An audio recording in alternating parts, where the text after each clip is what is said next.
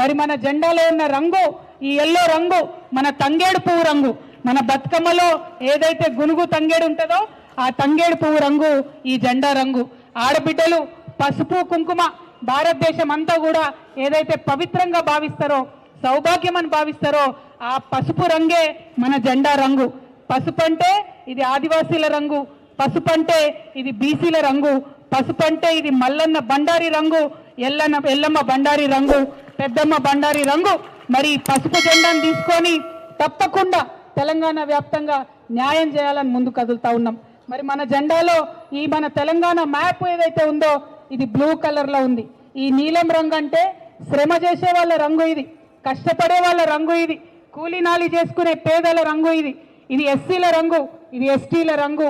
మరి అందరికన్నా ముఖ్యంగా ఇది మా ఆడబిడ్డల రంగు, నీలి రంగు, నీటి రంగు.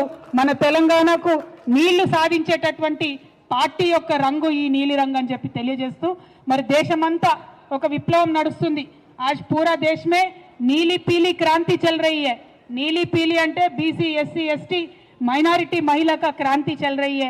उस क्रांति को तेलंगाना में लाने के लिए हम यहाँ नीली पीली झंडा हमने बनाया है.